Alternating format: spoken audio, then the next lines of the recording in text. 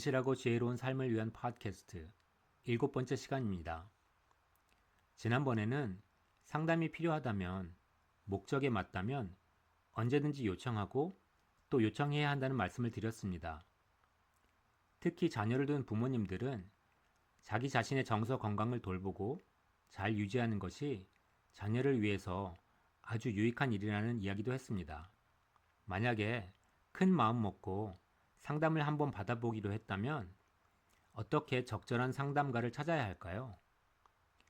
어떤 자격증을 가진 분이 적당한지, 상담가의 성별은 중요한지, 혹은 기독교 상담을 전공한 분이 더 좋을지 여러 가지 궁금증이 생길 것입니다.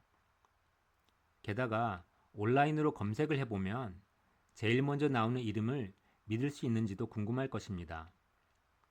당연히 이런 질문은 중요하고 꼭 해야 하는 질문입니다. 그렇지만 상담가에 대한 질문에 앞서서 내가 왜 상담을 하려는지 그 목적을 확실히 인식할 수 있다면 이런 많은 질문들에 대한 답이 의외로 쉽게 풀릴 수 있습니다. 상담가를 찾아 나서기 전에 상담이 아닌 다른 방법으로 해결을 시도해 보았는지 또 그 결과가 어땠는지 한번 돌아보시기 바랍니다.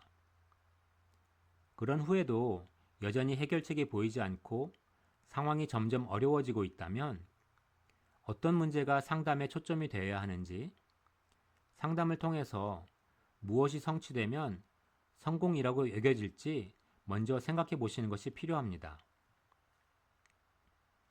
만약 자녀가 친구들과 잘 어울리지 못하고 학업에서 뒤처지고 스트레스로 고생을 해서 우울증이 심각하다면 우선 부모님들은 당연히 자녀의 말을 듣고 관심을 더 보여주고 격려하고 여러 가지 활동을 시도해 보는 것으로 상황이 호전되는지 알아보아야 합니다.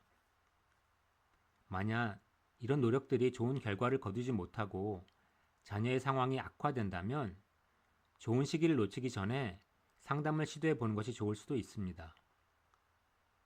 그렇다면 자녀의 문제이니까 청소년을 전문으로 하는 상담가를 찾아야 할까요? 아니면 가족 상담을 전문으로 하는 분을 만나서 가족 전체가 함께 상담을 받아야 할까요? 대체 어디서 어떻게 알아보아야 할까요? 오늘은 우선 많은 분들이 특별히 주의를 기울이지 않는 중요한 한 가지 점을 먼저 말씀드려야 할 것 같습니다. 그것은 반드시 주 정부에서 공인된 라이센스를 가진 상담가를 찾아야 한다는 사실입니다. 정부가 수여하는 라이센스는 그 상담가가 얼마만큼의 훈련과 교육을 받았는지 알려주는 척도임과 동시에 환자를 보호하는 가장 중요한 수단입니다. 상담은 법이 정하는 바에 따라서 윤리적으로 이루어져야 하고 반드시 교육과 훈련을 통해서 검증된 자격이 있는 분야에서만 행해야 합니다. 물론 정식 라이센스가 없는 분들이 좋은 상담을 진행할 수 없다는 뜻은 전혀 아니지만 주 정부의 자격증은 상담가가 무조건 충족해야 하는 최소한의 교육과 임상훈련의 정도를 객관적으로 알려주기 때문에 그리고 또 그 정보를 누구나 볼 수 있기 때문에 중요합니다. 죄송한 얘기지만 저는 정식으로 공인된 학교를 졸업하고 훈련을 거쳐서 자격증을 취득한 분을 제외하고는 신학교에서 상담을 공부한 분들을 추천하지 않습니다. 여기에는 목사님들도 포함됩니다. 그 이유는 아주 간단합니다.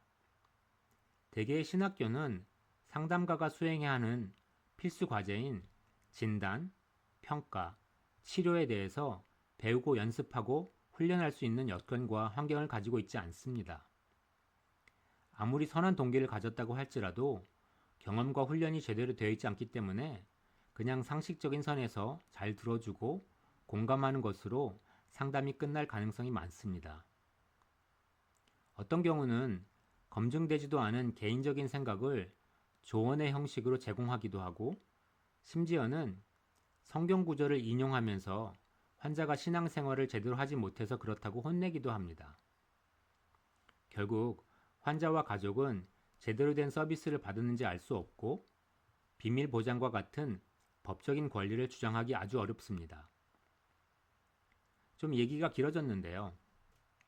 요약해서 말씀드리자면 반드시 임상 프로그램이 있는 학교에서 학위를 받고 훈련을 통해서 정식으로 주정부에서 수여하는 라이센스를 가진 분들을 찾으시기 바랍니다. 광고 사이트가 아닌 주정부 공식 사이트에서 상담가의 이름을 온라인으로 검색해 보시면 상담가의 간단한 정보를 알 수 있습니다. 이것은 가장 기초적이면서도 중요한 사항입니다. 상담가를 처음 만날 때 범인을 신문하는 것처럼 추궁하면 그것은 대단히 실례겠지만 그분이 어느 학교에서 어떤 프로그램에서 공부했는지, 라이센스의 종류가 무엇인지, 어떤 상담을 할 수 있는 자격이 있는지 물어보는 것은 절대로 무례한 일이 아닙니다. 만약 그런 질문을 회피하거나 제공되는 정보가 의심스러운 경우에는 다른 상담가를 찾으시는 것이 좋겠습니다. 오늘은 최소한으로 확인해야 하는 상담가의 라이센스를 말씀드렸는데요. 다음에는 라이센스가 있는 다양한 정신건강 전문가들 중에서 어떤 분야의 어떤 분을 연락해 보는 것이 좋은지에 대한 말씀을 드리도록 하겠습니다. 그럼 다음 시간까지 안녕히 계세요.